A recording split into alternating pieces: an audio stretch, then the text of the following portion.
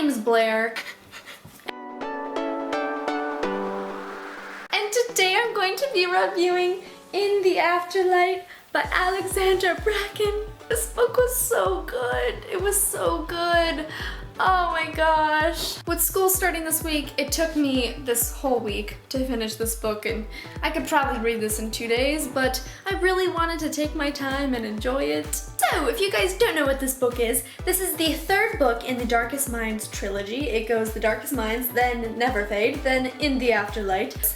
The Darkest Minds, then Never Fade, then In the Afterlight. The first book is about Ruby, this girl, and this plague hits children, and then the kids who are left have these special powers, and it's a dystopian novel, a different version of America, and it's really cool. If you want to check out my book reviews for that, the Darkest Minds review and Never Fade review, and I'll put the links in the description below. If you have not read those two books, then you want to leave. My feelings about this book are probably going to spoil you, so the feels. So like I said, the first two book reviews will be in the description below, but now we're gonna move on to the spoilery section for In the Afterlight by Alexandra Bracken. Okay, so spoilery time. So in the beginning I was a little bit confused. In Never Fade we kind of understand, she joined the League. In the Afterlight I'm thinking, like, is it a switch perspective or are we in Liam's point of view now? I was really nervous because I love Ruby's point of view. I didn't want it to switch. I know some books do that and I'm like, no, stop it. And we find out that she's kind of like sneaking around trying to find information, and then she comes back and she finds out that the agents, the adult agents, were gonna turn on the kids for money. And I was like, no, please don't do that. And Liam's like trying to help her out, you know, because she's like having hot flashes and she doesn't feel good, and Liam's trying to help her out, and there's this disconnect between them, and I'm like, no, no. So moving a little bit forward, they're already in the ranch. I was really confused why Ruby was hiding the fact that Cole, they were training together, because, like, to be honest, what's so bad about that? But she chooses not to tell him, and then he ends up, like, knowing. So I didn't understand that, because, like, I felt like maybe something bad was gonna happen, like he was gonna not trust her, but, you know, he's in love with her, so it's whatever. I was really, like, confused why Liam was 1 minute really happy with Ruby and like all lovey-dovey, but then the next he'd be really angry at her. He was having this internal struggle with being able to trust Ruby. I loved when they got all close and she could finally like let down her walls and just, you know, just make out with her boyfriend. I loved that because it was kind of bringing in more of like, if this wasn't a dystopian novel, that's probably what they would be doing right now. I felt so bad for Ruby when she found that note. I was like, no, Ruby, I understand why he did it, but like, she puts up all these walls all the time so that she doesn't hurt someone, but she could ruin someone so easily, and I just, it's so sad that she can't just like be a normal teenager, and obviously she can't because, you know, she's got superpowers, but it's just, it's hard. It was hard seeing Ruby go through that. I think the reason why I'm so like calm right now is because like Alexandra Bracken wrapped it up so sweetly that I'm just like, I'm calm. I'm okay. Like, I'm so happy, like, I'm so happy I read it. It was so good. And then so many tears when Kate was captured. Like, I just was like, no. For Vita, I was like, no. I just wanted to scream whenever Liam left. I wanted to be like, so help me God if you die. And then when Vita and Chubbs leave, I'm like, oh, something bad is gonna happen to them. We know that. I knew Vita and Chubbs were gonna get together, and when they did, and I was just like, yes. The moment that Ruby and Liam finally got to be together and make love.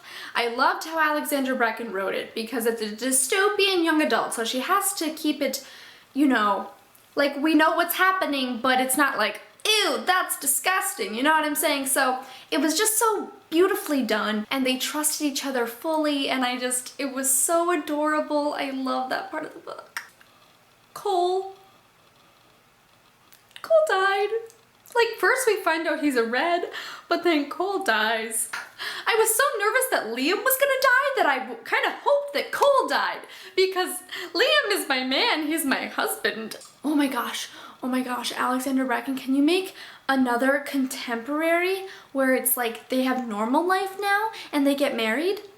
Can you do that, please? And then we find out which I didn't understand this part completely, but we find out that Clancy has been in her mind the entire time. I'm like, Clancy, come on, man, come on. She's back in Thurmond, and I'm just like, tears were just, no, she's back. And it's like, how did she make it through that? I was so worried that there wasn't gonna be enough book because I'm getting to the end and there's like this much left and I'm like, if there's no happily ever after, I'm gonna be so mad. And they got the kids out. And the parents were like, oh my gosh, when that little girl was like, Mom, and she was like, Emily, I'm right here. And oh my gosh, do you remember that part? Because that was so sweet. I loved that part. This whole book was just tears. When she finally met her grandma. She finally met her again. Well, she didn't meet her, but she got to see her again. It's like we've been waiting 3 books for them to be back together, and I was so happy. They finally got to be a family. Her parents come in and the whole like, even though you wipe their brains, their feelings are still there. I was like, yes. And to be nice, she like fixes Clancy's memories. I'm like, you're being nice about it? What? But I understand where she's coming from. I don't like to hurt anyone. And so, like, I understand I want to kill him, but you know, I do the same thing. In a way that's kind of torturing him because he'll remember the feeling, but he won't be able to remember what it is, you know? And in the end, they leave and they get in the car together and Chubbs and Vita are together and she's like laying on us. And then Zoo is talking. She's talking at the beginning of the series. She wasn't even talking. And then Liam and Ruby are holding hands. It's just so fantastic that they like kind of end where they all started on this road trip to saving the nation, and they get to just be free. I loved the way that Alexandra Bracken ended it, where she was like, I brought my window down, letting my free hand drift out to catch the wind, and the open road rolled out in front of us. Like, it's a symbol of how they're finally free, her hand's free, they're finally free, and everything is, I mean, bad things can happen next. A car could come and hit them and they could die, or, you know, maybe everything relapses and they get pushed back into camps, but for that moment, in that car, they were happy, and I'm so happy that she ended the book where they were happy, because this whole time just everything has been so bad, and they finally, it's just, I'm so excited. I'm jumping for joy. It was such a good series. I think I might read it again because it's so good. If you're scared of dystopian, just like jump in. It's so good. If you are like me and you're scared, just do it. Just do it, because it's really sad it's over, but I'm happy it's over because she wrapped it up so amazingly, and I'm just like, yes. I'm counting on that book, Alexandra. I'm counting on that book. So, make a contemporary about Liam and Ruby's life after, you know, they're in a high-rise in New York, and she is like this, like, really smart businesswoman because she is good with dealing with people, and then, you know, Liam is more like the country boy, and he's like a carpenter or something. No, he likes bikes, right?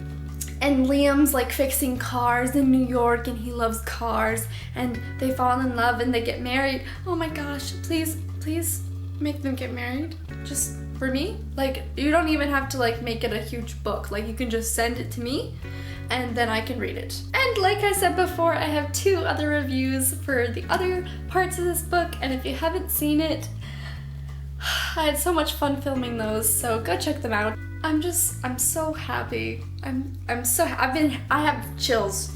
I have goosebumps right now from this book. Just holding it is giving me goosebumps. Anyways, thank you guys so much for watching. Make sure to like, comment, and subscribe, and I'll see you guys next time. Bye!